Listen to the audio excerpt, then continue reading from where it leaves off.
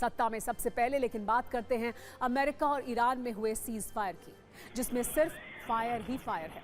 इसमें शर्तों वाला घोटाला है, हॉर्मूज वाला ताला है। सत्ता के सभी न्यूज़ मित्रों को पूरी कहानी नए वीडियो के साथ हम बताएंगे।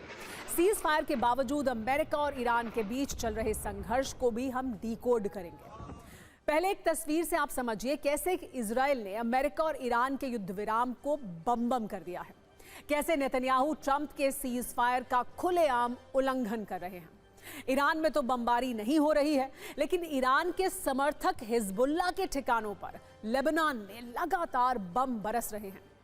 पूछा यही जा रहा है कि क्या ट्रंप दो नाव पर सवार हैं। एक तरफ सीज फायर के दावे कर रहे हैं, अगली मीटिंग की अमेरिका तैयारी कर रहा है। दूसरी ओर लेबनान में बमबारी पर अमेरिका शर्तों वाला ज्ञान भी दे रहा है। कुल मिलाकर कहानी यही है कि ट्रंप के 14 दिवसीय शांति में युद्ध वाले शोले हैं। फायर ज्यादा है, शांति कम है। लेबनान में बरसते बम हैं। इसे लेबनान में हिजबुल्लाह के खिलाफ सबसे बड़ा हमला बताया जा रहा है। वार्ता से पहले अमेरिका के उपराष्ट्रपति जेडी वांस ने चेतावनी भी दी है। इसकी कहानी भी आपको बताएंगे। आप जानिए सीज फायर के बाद इजराइल ने कैसे लेबनान में बमबारी की है। लेबनान में 10 मिनट में हिजबुल्लाह के 100 से ज्यादा ठिकानों पर हमले किए गए हैं। हिजबुल्लाह के कमांड सेंटर्स और मिलिट्री साइट्स पर अटैक किया गया है। आईडीएफ के हमले में लेबनान में 24 घंटे में 250 लोगों की मौत हो चुकी है। लेबनान की राजधानी बेरूत में सबसे ज्यादा 91 लोगों की मौत हुई है। दावा है कि सीज फायर के बाद आईडीएफ ने 160 से ज्यादा बम गिराए हैं। लेबनान में बेरूत, बेका घाटी और दक्षिणी लेबनान में किए गए हमले हैं। हिजबुल्लाह के headquarter, intelligence centres, missile centres पर बमबारी हुई है। हिजबुल्लाह से जुड़े अन्य मिलिट्री साइट्स को भी इजराइल की सेना ने टारगेट किया है। सबसे विस्फोटक अपडेट जूम मीटिंग के दौरान हमले वाला है। दावा यह है कि इजराइल ने हिजबुल्लाह के कई अधिकारियों को उस वक्त टारगेट किया जब वो जूम मीटिंग में जुड़े हुए थे। कैसे आईडीएफ ने टारगेट किया, जानिए। जूम के जरिए हिजबुल्लाह की मीटिंग हो रही थी। मीटिंग में हिजबुल्लाह के 100 से ज्यादा लोग शामिल थे। आईडीएफ ने मीटिंग की लोकेशन ट्रेस की। लोकेशन ट्रेस कर हिजबुल्लाह के लड़ाकों पर एक साथ अटैक किया। कहानी सिर्फ इतनी ही नहीं है, लेकिन बेरूत में एक रेस्टोरेंट पर बड़ा हमला किया गया। ये उस हमले की सीसीटीवी फुटेज है, जिसमें लोग हमले के दौरान शेल्टर लेने के लिए दौड़ते हुए दिखे। धमाके के साथ पूरा इलाका धुआं हो गया। लेबनान में रिहायशी इलाकों में भी हमले किए गए हैं। बेरूत में कोस्ट के पास बड़ी बिल्डिंग पर हमला किया गया, जिसकी तस्वीर वायरल हो रही है। किसी भी सीज फायर के दौरान आपने ऐसी तस्वीर देखी नहीं है। दावे शांति के किए जा रहे हैं और शर्तों का सरेआम उल्लंघन कर बम बरसाए जा रहे हैं। हिजबुल्लाह के कमांड ऑफिस पर भी मिसाइल हमला किया गया है। लेबनान के हमले में पेट्रोल पंप पर भी एयर स्ट्राइक की गई है। कुछ सेकंड में पेट्रोल पंप को उड़ा दिया गया।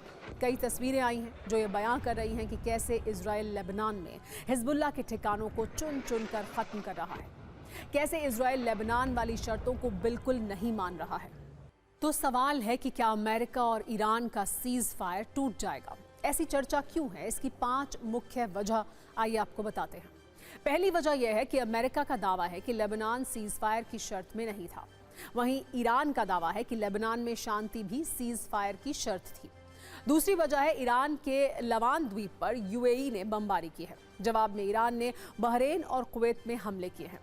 तीसरी वजह है सीज फायर के बाद भी हॉर्मूज अब तक नहीं खुला है। हॉर्मूज खुलवाने के लिए अमेरिका लगातार धमकी दे रहा है। चौथी वजह है ईरान के परमाणु कार्यक्रम पर भी पेंच फंसा है। ईरान का कहना है उसे अभी यूरेनियम संवर्धन का अधिकार भी नहीं दिया गया है। पांचवी वजह है अमेरिका और ईरान की तरफ से भड़काऊ बयानबाजी की जा रही है। अमेरिका भी इसी अंदाज में जवाब दे रहा है। अमेरिका और ईरान के सीज फायर के बीच इजराइल ने लेबनान में मिसाइल फायर कर दी, जिसके बाद इस सीज फायर पर सवाल उठने लगे। पूरे सीज फायर प्लान पर ही सस्पेंस खड़ा हो गया। ऐसा होना स्वाभाविक भी है, क्योंकि इस सीज फायर में पाकिस्तान की भूमिका जो थी, अब पाकिस्तान कोई काम भरोसे और जिम्मेदारी से कर दे, ऐसा संभव ही नहीं है। सीज फायर वाले इस पूरे प्लान में शहबाज और मुनीर की जोड़ी ने ऐसा घोटाला किया कि तनाव घटने की बजाय और ज्यादा बढ़ गया।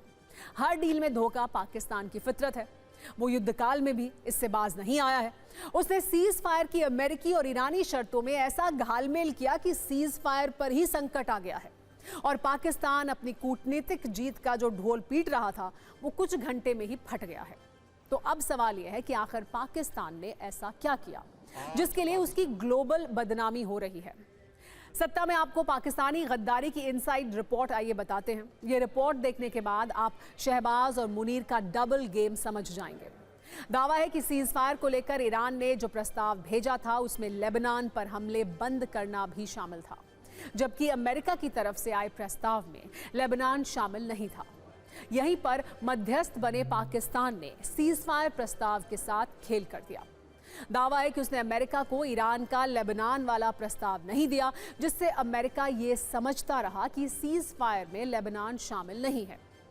यानी पाकिस्तान ने एक साथ अमेरिका और ईरान को धोखा दिया, जिसके बाद सवाल यह है कि क्या पाकिस्तान ने वाहवाही के चक्कर में जानबूझकर ऐसा किया और दोनों पक्षों का संदेश एक दूसरे को ठीक से पहुंचाए बिना ही सहमति का दावा कर दिया, जिसके चलते कंफ्यूजन ये हुआ कि अमेरिका समझता रहा कि डील में लेबनान नहीं है, तो दूसरी तरफ ईरान ये समझता रहा कि सीज फायर वाली डील में लेबनान भी शामिल है। अगर सीधा सीधा कहा जाए तो आज जो लेबनान में तबाही है, जो नरसंहार हो रहा है, उसका गुनाहगार पाकिस्तान है। सीज फायर पर उसकी छल कपट वाली नीति है। अमेरिकी उपराष्ट्रपति और ईरानी नेताओं के बयानों में भी ये साफ संकेत हैं कि पाकिस्तान ने डबल गेम किया है। We don't see Pakistan as a credible player. I think that the United States has decided to use the services of the facilitation of Pakistan for their own reasons. We have seen in the past how the United States has managed to take problematic states like Qatar and Turkey and use them for the benefit of achieving an agreement with Hamas. So maybe they will use the facilitation services of Pakistan to bring in the serve of diplomacy this time. It's their decision. Pakistan की धोखेबाजी से Israel भी भड़का हुआ है। Israel ने तो पाकिस्तान को भरोसे के लायक मानने से ही इनकार कर दिया है।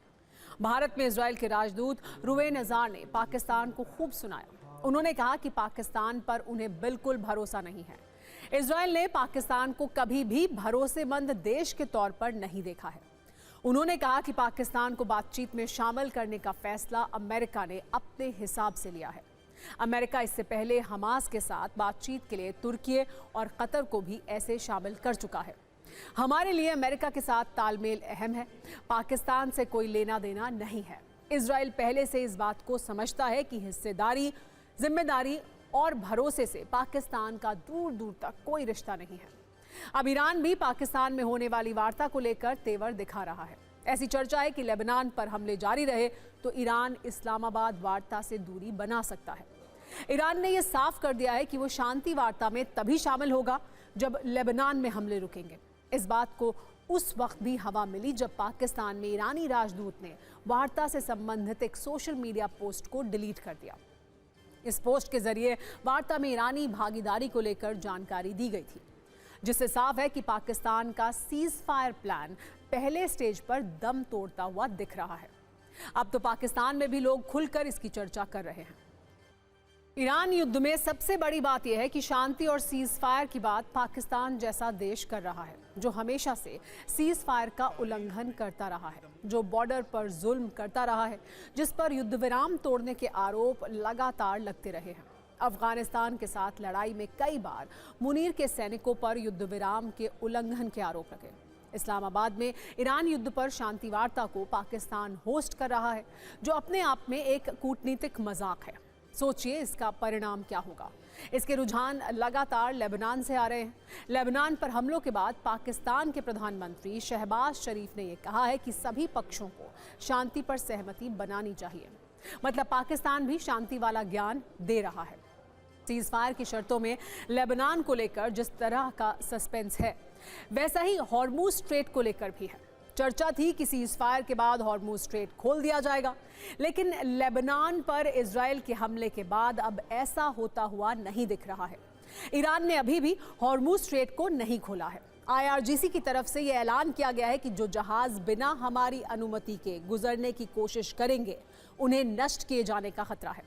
IRGC की यह धमकी ये बता रही है कि ईरान लेबनान हमलों के बीच हॉर्मुज खोलने के मूड में है ही नहीं। हालांकि सीज फायर के दौरान दोनों पक्षों ने हॉर्मूज खोलने की बात कही थी, लेकिन फिलहाल ऐसी स्थिति नहीं दिख रही है। सीज फायर के 36 घंटे के बाद तक इस समुद्री रास्ते से जहाजों की आवाजाही शुरू नहीं हुई है। शिपिंग डेटा फर्म केपलर के हवाले से ये बताया गया है कि हॉर्मूज स्ट्रेट में जहाजों की मूवमेंट रिकॉर्ड नहीं हुई है। ईरानी मीडिया का दावा है कि IRGC ने कई ऑयल टैंकर्स को वापस लौटा दिया है। इस बीच ये भी जानकारी है कि ईरान नई शिपिंग लेन बनाने की तैयारी कर रहा है। ईरानी बॉर्डर के करीब बनाई गई नई लेन को IRGC ने ज्यादा सुरक्षित बताया है। पुराने रूट में माइंस बिछे होने का खतरा बताया गया है। हॉर्मूज स्ट्रेट ना खुलना अमेरिका के लिए चिंता की बात है। अमेरिका का दावा है कि हॉर्मूज स्ट्रेट खोलना सीज फायर की शर्त है, जिसे ईरान को पूरा करना होगा। दूसरी तरफ ईरान का कहना है कि लेबनान पर हमला कर अमेरिका ने सीज फायर की शर्त तोड़ी है, इसलिए हमें हॉर्मूज पर एक बार फिर से विचार करना होगा। ईरान हॉर्मूज को लेकर बड़े बड़े प्लान बना रहा है। वो हॉर्मूज पर नया कानून बनाने की बात कह रहा है, जिसे तांगसीरी लॉ के नाम से जाना जाएगा। ये नाम ईरानी नेवी के कमांडर अली रेजा तांगसीरी के नाम पर रखा जाएगा। अमेरिकी अखबार वॉल स्ट्रीट जर्नल ने एक रिपोर्ट में हॉर्मूज पर ईरान के फ्यूचर प्लान के बारे में बताया है, जिसके मुताबिक ईरान अब पूरी तरह हॉर्मूज को कंट्रोल करेगा। फाइनल डील होने तक वो आंशिक तौर पर ही हॉर्मूज स्ट्रेट को खोलेगा। यहां से गुजरने वाले जहाजों की संख्या सीमित कर दी जाएगी। पहले प्रतिदिन 100 से ज्यादा जहाज गुजरते थे, अब 10 से 15 जहाजों को गुजरने की अनुमति मिल सकती है। ईरान ऐसा कर अपनी ताकत दिखाना चाहता है। इसी रिपोर्ट में एक और अहम जानकारी दी गई है। बताया गया है कि सीज फायर के बाद सिर्फ 4 जहाजों को गुजरने की इजाजत मिली। अब भी 300 से 400 मालवाहक जहाज यहां फंसे हुए हैं। करीब 180 तेल टैंकर हॉर्मूज खुलने का इंतजार कर रहे हैं, जिन पर करीब 17.5 करोड़ बैरल तेल लदा हुआ है। ये हालात तब हैं जब एक तरह से ईरान हॉर्मूज स्ट्रेट से गुजरने वाले जहाजों से टोल की वसूली कर रहा है। ईरान ने इसे एक बिजनेस मॉडल बना दिया है। हॉर्मूज से हर रोज करीब 2 करोड़ बैरल तेल गुजरता है और ईरान ने $1 प्रति बैरल टोल लगाने का ऐलान किया है। इस हिसाब से अगर देखा जाए तो ईरान की सालाना कमाई करीब 65,000 करोड़ रुपए से ज्यादा की हो सकती है। ईरान इस टोल की वसूली चीनी मुद्रा, युआन या क्रिप्टो करेंसी में करेगा। जंग के माहौल में ईरान ने हॉर्मूज स्ट्रेट को हथियार की तरह इस्तेमाल किया है। इसको लेकर रूस का बयान भी आया है। रूस ने हॉर्मूज स्ट्रेट को ईरान के लिए परमाणु बम से बड़ा हथियार बताया है। रूसी सुरक्षा परिषद के उपाध्यक्ष दिमित्री मेदवेदेव ने कहा है कि ईरान के पास भले ही परमाणु बम नहीं है, लेकिन ईरान ने एक नए हथियार का परीक्षण कर लिया है। इस हथियार का नाम है हॉर्मूज स्ट्रेट। युद्ध के दौरान हॉर्मूज स्ट्रेट ईरान का सबसे बड़ा सीक्रेट हथियार रहा है। इस हथियार ने बिना रेडिएशन के दुनिया को हिला दिया। अब पूरी दुनिया को इसकी चिंता है कि अगर हॉर्मूज स्ट्रेट नहीं खुला तो कच्चे तेल की कीमतों में एक बार फिर आग लगेगी। हॉर्मूज स्ट्रेट तो बंद है, लेकिन भारत में चुनावी राजनीति का मैदान पूरी तरह से खुला हुआ है, जिसमें प्रचार और मतदान दोनों साथ साथ चला। मतदान असम, केरलम और पुडुचेरी में हुआ, जबकि प्रचार पश्चिम बंगाल और तमिलनाडु में हुआ। आज के चुनाव प्रचार में पीएम मोदी की पश्चिम बंगाल की रैलियां काफी चर्चा में रहीं। चर्चा में इसलिए भी क्योंकि पीएम मोदी ने हल्दिया की रैली में 6 गारंटी दी, जिसे उन्होंने मोदी की गारंटी का नाम दिया। पीएम मोदी ने कहा कि बंगाल में सरकार बनने पर गुंडागर्दी खत्म की जाएगी, कानून का राज होगा, सरकारी सिस्टम में सेवा के लिए जवाबदेही तय होगी, घोटाले, भ्रष्टाचार और महिला अपराध की फाइल खुलेगी, जनता का पैसा लूटने वाले भ्रष्टाचारी जेल जाएंगे, भारत की जमीन से घुसपैठियों की विदाई होगी और आखिरी गारंटी थी बीजेपी सरकार बनते ही 7वां वेतन आयोग लागू किया जाएगा। इन 6 गारंटियों के साथ पीएम मोदी आज टीएमसी पर काफी हमलावर थे। पीएम मोदी ने जोर देकर कहा कि बंगाल का ये चुनाव कोई छोटा मोटा चुनाव नहीं है, बल्कि ये बंगाल की खोई हुई शान और उसकी पुरानी पहचान को वापस लाने की एक अहम लड़ाई है। एक बार सुनिए पीएम मोदी ने और क्या क्या कहा। मोदी जी स्वागत। बंगाल के मेरे प्यारे भाइयों बहनों, ये परिवर्तन की आंधी है। ये टीएमसी की निर्मम सरकार के जाने का ऐलान है। टीएमसी ने सिंडिकेट का गुंडा राज चलाया है, जहां कटमनी और कमीशन के बिना कुछ नहीं चलता। यहां बंगाल में मछली की इतनी डिमांड है, लेकिन बंगाल मछली पालन में अब तक आत्मनिर्भर नहीं है। अपने 15 साल के शासन में भी टीएमसी आपको मछली तक नहीं दे पाई है, वो भी बाहर से लानी पड़ रही है। इनको पीएम शब्द से इतनी नफरत है कि पीएम नाम से जुड़ी हर स्कीम का या तो नाम बदल देते हैं या लागू ही नहीं करते हैं। पीएम मोदी पश्चिम बंगाल में थे तो असम में चुनाव के लिए वोटिंग हुई। असम में 84.42% मतदान हुआ। केरल में शाम 5 बजे तक 75.01% और पुडुचेरी में 86.92% वोट डाले गए। इन तीनों जगह के साथ पश्चिम बंगाल और तमिलनाडु में भी 4 मई को वोटों की गिनती होगी। बंगाल से यूपी चलते हैं, जहां चुनाव तो अगले वर्ष है, लेकिन राजनीतिक पोस्टर वॉर अभी से शुरू है और इसमें दोनों पक्ष एक दूसरे को काफी तीखे राजनीतिक अंदाज में जवाब दे रहे हैं। मामला यह है कि 2 दिन पहले लखनऊ में बॉलीवुड फिल्म धुरंधर की तर्ज पर एक पोस्टर लगा। इसमें समाजवादी पार्टी की सरकार की तुलना फिल्म में दिखाए गए लियारी से की गई है। पोस्टर के एक कोने में लियारी राज लिखा और अखिलेश यादव की तस्वीर लगी। दूसरे कोने में धुरंधर सीएम लिखकर योगी आदित्यनाथ की तस्वीर लगाई गई। ये पोस्टर यूथ अगेंस्ट माफिया संगठन के नाम से लखनऊ में सीएम आवास के बाहर समेत कई जगहों पर लगाया गया। समाजवादी पार्टी के समर्थकों की नजर इस पोस्टर पर पड़ी तो उन्होंने पोस्टर फाड़ दिए और कई जगह पर सरकार विरोधी पोस्टर लगाए गए, जिसमें धुआंधर लिखा था। धुआंधर वाले पोस्टर में भी 2017 के बाद से हुए आपराधिक घटनाओं की न्यूज क्लिप्स को हाईलाइट किया गया था। हालांकि बाद में नगर निगम धुरंधर सीएम वाले पोस्टर हटाने में कामयाब रहा, लेकिन तब तक ये मामला पूरी तरह से राजनीतिक हो चुका था, जिस पर आज समाजवादी पार्टी के अध्यक्ष अखिलेश यादव ने अपनी प्रतिक्रिया भी दी। उन्होंने कटाक्ष के लहजे में कहा कि जो लोग पोस्टर बैनर लगा रहे थे वो जानते ही नहीं थे कि धुरंधर पोस्टर बैनर लगने के बाद पूरा प्रदेश और देश जान गया है कि धुआंधर कौन है। सरकार की तरफ से डिप्टी सीएम ब्रजेश पाठक ने अखिलेश यादव को जवाब दिया। एक बार दोनों पक्षों को सुनिए, फिर अगली खबर की तरफ चलेंगे।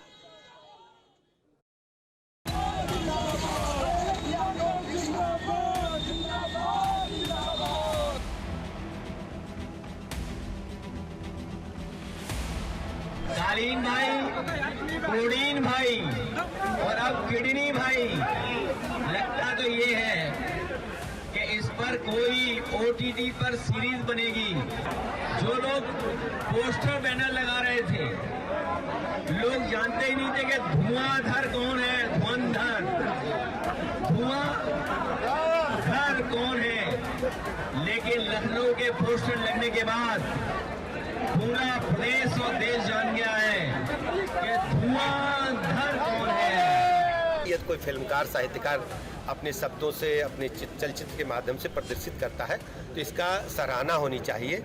और जिसको चिढ़ रहे लोग, उनको पीड़ा हो रही है और उनका कार्यकाल भी हमेशा गुंडई अराजकता भरा, आजमगढ़ इससे अछूता नहीं रहा है। नेताजी ने बड़ी मेहनत करके समाजवादी पार्टी बनाई थी, समाजवादी पार्टी चौपट हो गई है। अखिलेश जी को इस पर बात करनी चाहिए कि समाजवादी पार्टी चौपट कैसे हुई। आपने देखा होगा कल एक पोस्टर लगाया गया जिसमें आदरणीय अखिलेश यादव साहब के ऊपर टिप्पणी करी गई। इससे पहले भी एक पोस्टर लगे। भारतीय जनता पार्टी तमाम ऐसे पोस्टर लगवाती है जो आदरणीय अखिलेश यादव साहब पे गलत टिप्पणी करने का काम करते हैं, लियारी राज से जोड़ने का काम करते हैं। उसी के जवाब में हमने पोस्टर लगाया था। पूरी भारतीय जनता पार्टी उनकी छवि खराब करने के काम कर रही है और लगातार उनके असामाजिक तत्वों द्वारा इस तरह के पोस्टर लगाए जा रहे हैं। अब आपको पोस्टर वॉर के बाद उस रफ्तार के बारे में बताते हैं जिस पर घाटे का ब्रेक लगता जा रहा है। ये रफ्तार है भोपाल मेट्रो की, जिसे करीब 3 महीने पहले यात्रियों के सफर और सुविधा के लिए शुरू किया गया था। लेकिन वहाँ यात्री ही नहीं है। मेट्रो स्टेशन का एंट्री गेट हो, सीढ़ियाँ हो, प्लेटफॉर्म हो या मेट्रो के अंदर का सीन, सिर्फ सन्नाटा है जिसमें नुकसान ही नुकसान है। रिपोर्ट्स के अनुसार भोपाल मेट्रो को रोज चलाने का खर्च करीब 8 लाख करोड़ रुपए है, जबकि उससे रोज होने वाली कमाई सिर्फ 15 से 20 हज़ार है। 8 लाख है रोज मेट्रो को चलाने का खर्च, मतलब भोपाल मेट्रो अपने रोजाना ऑपरेशंस का 5% हिस्सा भी नहीं निकाल पा रही है। इसीलिए सवाल है कि भोपाल मेट्रो आखिर सफेद हाथी क्यों बन गई है? प्लानिंग में कमी है या शुरू करने की जल्दबाजी में ये सब हुआ है? गलती किसकी है? और यात्रियों ने भोपाल मेट्रो से दूरी क्यों बनाई है? ऐसी भी उनकी क्या मजबूरी है? इस पर हमने सत्ता की एक कुंजी तैयार की है जो मेट्रो के संचालन की योजना बनाने वाले सिस्टम को ट्रैक पर लाएगी। पहले भोपाल मेट्रो पर सत्ता का नंबर गेम देखिए। भोपाल में बन रही मेट्रो के पूरे फेज 1 की दूरी करीब 28 किलोमीटर है, जिसकी अनुमानित लागत 7,500 से 8,000 करोड़ रुपए है। अभी जो मेट्रो ट्रैक शुरू किया गया है वो सिर्फ 7 किलोमीटर का है, जिसे प्रायोरिटी कॉरिडोर का नाम दिया गया है। ये भोपाल एम्स से सुभाष नगर तक का है। स्थिति यह है कि शुरुआत में जिस मेट्रो में करीब 1200 से 1300 लोग रोजाना सफर करते थे, उनकी संख्या अब सिर्फ 350 के आसपास ही रह गई है। इसने मेट्रो प्रबंधन को ऑपरेशनल फैसलों पर बार बार पुनर्विचार करने के लिए मजबूर कर दिया है। शुरू में मेट्रो रोजाना 17 फेरे लगाती थी। जनवरी में इसे 13 किया गया और अब इसे कम करके 9 कर दिया गया है। लेकिन सवाल यह है कि भोपाल मेट्रो को ऐसी हालत क्यों हो गई है? भोपाल में मेट्रो घाटे के ट्रैक पर क्यों दौड़ रही है? इसकी वजह क्या है, समझिए। पहला कारण यह है कि सीमित कनेक्टिविटी है, क्योंकि अभी सिर्फ 7 किलोमीटर के ट्रैक पर ही मेट्रो चल रही है। दूसरी कमी यह है कि जिन लोगों को दूर जाना है वो मेट्रो का इस्तेमाल नहीं कर रहे हैं, बल्कि मेट्रो की बजाय वो निजी वाहन, ऑटो और बाइक को प्राथमिकता दे रहे हैं। दूसरा कारण मेट्रो के लिए लंबा इंतजार। अभी 2 ट्रेनों के बीच का गैप, मतलब मेट्रो की फ्रीक्वेंसी करीब 75 मिनट है। ऐसे में 7 किलोमीटर के सफर के लिए 75 मिनट का इंतजार लोगों को ज्यादा लग रहा है। तीसरी वजह मेट्रो के चलने का समय। जो मेट्रो पहले 9 बजे चलती थी, अब वो दोपहर 12 बजे से शुरू हो रही है। ये समय ऑफिस या स्कूल जाने वालों के लिए बिल्कुल भी सही नहीं है। इसके अलावा मेट्रो को शाम 7:30 बजे ही बंद भी कर दिया जाता है। एक और कारण है मेट्रो स्टेशन तक साधन, क्योंकि मेट्रो स्टेशन तक आना और जाना मुश्किल है। ना ही ज्यादा ई रिक्शा है और ना ही फीडर बसों की व्यवस्था है। इसलिए भी लोग मेट्रो से ज्यादा दूसरे साधनों का इस्तेमाल कर रहे हैं। हमारे संवाददाता जब भोपाल मेट्रो में पहुंचे तो वहां उन्हें सिर्फ 3 से 4 लोग ही दिखे। ये भी वो लोग थे जो मेट्रो में घूमने आए थे या उसे पहली बार देखने आए थे।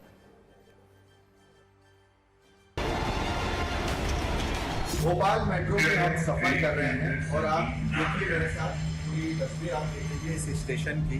ये सुभाष नगर मेट्रो स्टेशन से लेकर अब हम एम्स की ओर जा रहे हैं और मुश्किल से 1 या 2 यात्री ही हमें यहाँ पर दिखाई दे रहे हैं, वरना यहाँ से मेरे दाईं ओर और बाईं ओर दोनों ही तरफ अगर आप देखेंगे तो आपको यात्री बिल्कुल दिखाई नहीं देंगे। 8 लाख रुपए प्रतिदिन इस मेट्रो पर खर्च कर रहे हैं, सरकार खर्च कर रही है और कमाई इससे कितनी हो रही है? मुश्किल से 15 से 20 हज़ार रुपए रोजाना।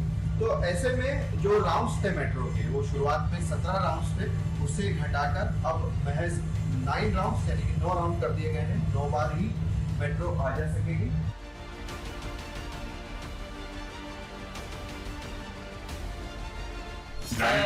गर्मी का मौसम के कारण और इसका टिकट जो है थोड़ा हाई लेवल है। अभी हम लोग जा रहे हैं एम्स तक। इसमें हमारा 2 बच्चे हैं और इसका लगा 320 रुपये का। इतने में तो हम इंदौर पहुंच जाते हैं। अच्छा, इतने में तो हम इंदौर पहुंच जाते हैं। भोपाल आधा नहीं हो पा रही है। और यहाँ पर भी आप देख लीजिए पूरी मेट्रो खाली है। आधा घंटे का हमने इंतजार किया। 3 बजे के करीब हम आए थे और उसके बाद हमने टिकट लिया रानी कमलापति स्टेशन के लिए।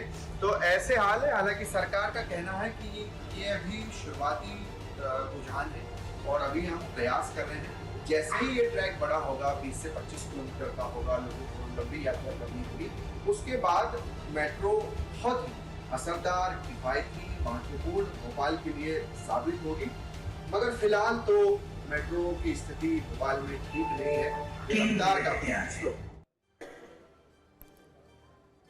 भोपाल मेट्रो के रूट में नुकसानगंज का स्टेशन क्यों आ रहा है, वजह आपने देख ली, लेकिन इसके अच्छे दिन कब आएंगे और कैसे आएंगे ये समझना ज़रूरी है।